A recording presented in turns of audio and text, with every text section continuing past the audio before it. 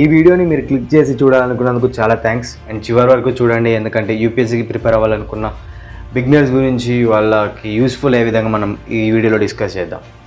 So ఇంకా late చేయకుండా let's go into the video. Hello my dear strongest UPSC aspirants, welcome back to my YouTube channel UPSC fit fusion with another new vlog. నేను మీ solo. Strongest UPSC aspirants అని ఎందుకన్నానంటే, నిజంగా మీరు ఈ ఫీల్డ్లోకి రావాలనుకుంటే ఒక టఫ్ మైండ్ సెట్ ఉండాలి. అంత ఈజీ కాదు ఎవరికైనా సరే. ఎన్ని అప్ అండ్ డౌన్స్ వచ్చినా కానీ we need to take it in a positive way and bring our self up. అంతే కదా, even you fed up keep your head up. So అసలు ఇలా వ్లాగ్ పెట్టాలనుకోలేదు, ఎందుకు అంటే బాగా నైట్ స్టడీస్ ఎక్కువ అయిపోయి రెస్ట్ లేదు.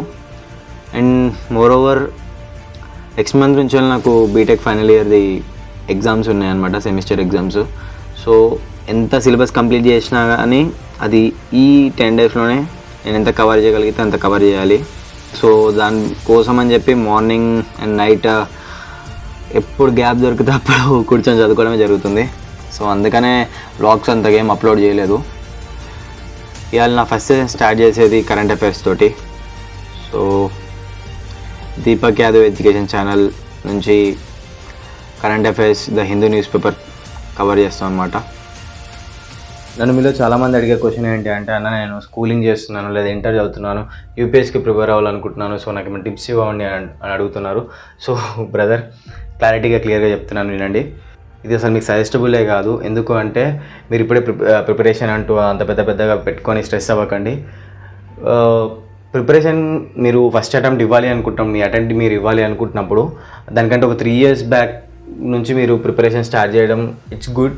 అండ్ ఇంకొకటి ఏంటి అంటే, మీరు ముందు నుంచి ఒకవేళ స్టార్ట్ చేయాలి అనుకుంటే మాత్రం యూపీఎస్సీ ప్రిపరేషన్కి కావాల్సిన క్వాలిటీస్ని మీరు బిల్డ్ చేసుకోండి. అంటే న్యూస్ పేపర్ రీడ్ చేయడం, జనరల్ నాలెడ్జ్ పెంచుకోవడం, కరెంట్ అఫైర్స్ మీద ఒక అవగాహన ఉండడం. సో మీ సర్కిల్లో ఉన్న విషయాలను మీరు ఐడెంటిఫై చేయగలిగేలాగా, మైండ్ సెట్ బిల్డ్ చేసుకునేలాగా, సో అలాంటి క్వాలిటీస్ మీరు బిల్డ్ చేసుకోండి. సో ఇప్పటికైతే మీరు అదే చేయండి, ఇంకా దానికి మించి మీకు వేరే ప్రిపరేషన్ అవసరం లేదు. అసలు మీరు అన్ని అవర్స్ ఎలా చదువుతున్నారు, మాకు కూడా చదవాలన్నా కానీ మాకు అవ్వట్లేదు అనుకున్న వాళ్ళకైతే ఈ మాట చెప్తున్నా వినండి.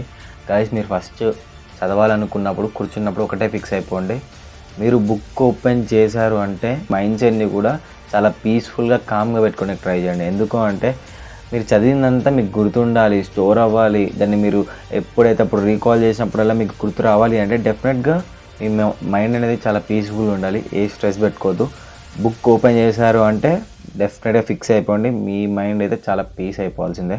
అండ్ ఎన్ని అవర్స్ చదువుతున్నాం అనేది ఇంపార్టెంట్ కాదు, ఎన్ని అవర్స్ ఫోకస్గా చదువుతున్నాం అనేది ఇంపార్టెంట్. మోర్ ఓవర్ చాలామంది యూజ్ చేసే టెక్నిక్ ప్రొమోడోరో టెక్నిక్. అంటే 1 hour ఫోకస్గా కూర్చొని చదువుకొని 5 minutes బ్రేక్ తీసుకోవడం. దీనివల్ల ఏమవుతుందంటే ఎక్కువగా అలసిపోకుండా కాన్సన్ట్రేటెడ్గా చదువుకుంటూ ఎక్కువ టైం మనం స్టడీ మీద స్పెండ్ చేయొచ్చు. సో ఇది మీరు ట్రై చేయండి, చాలా యూస్ఫుల్ అవుతుంది. అండ్ ఈ టెక్నిక్ సెట్ కానీ ఎవరైనా నాలాంటి అతి తెలివి కలిగిన మనుషులు ఎవరైనా ఉంటే వాళ్ళకి చెప్తున్నా వినండి. ఎందుకంటే ఈ టెక్నిక్ నాకు సెట్ కాలేదు. బికాజ్ 1 hour మనం కాన్సన్ట్రేట్గా వచ్చి చదువుకున్న తర్వాత 5 minutes బ్రేక్ తీసుకుంటాం. బట్ ఆ బ్రేక్ 5 minutes కల్లా ఎండ్ అవ్వదు డెఫినెట్లీ. యా గైస్, ఇప్పుడే నా పాలిటీ సెషన్ కంప్లీట్ అయిపోయింది. సో బయట వర్షం కూడా పడుతుంది అనమాట. అండ్ మనం స్నాక్స్ తినేసి మళ్ళీ చదువుకోవడానికి కూర్చున్నాం.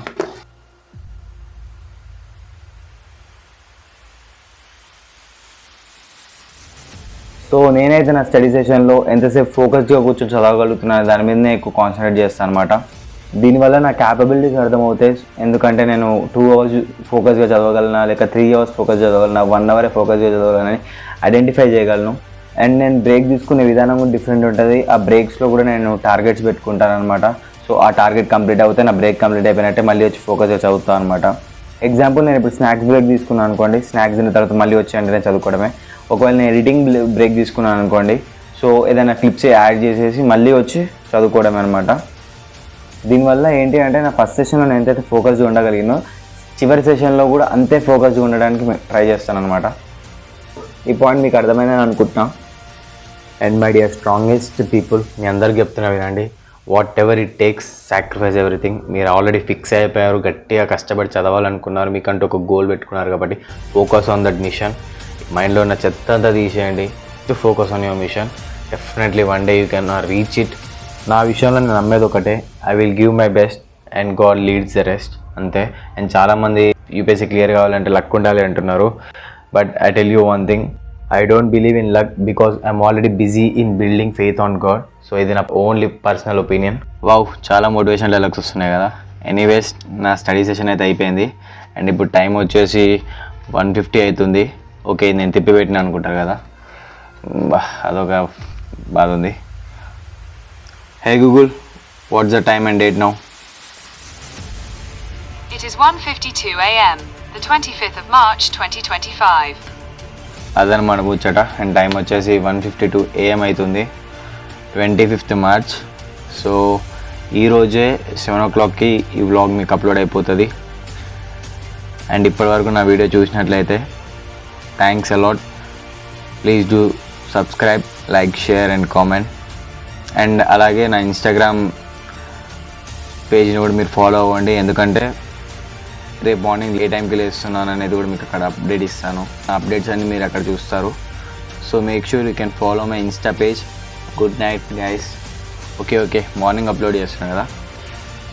Good morning guys, have a good day and vanakkam, bye bye.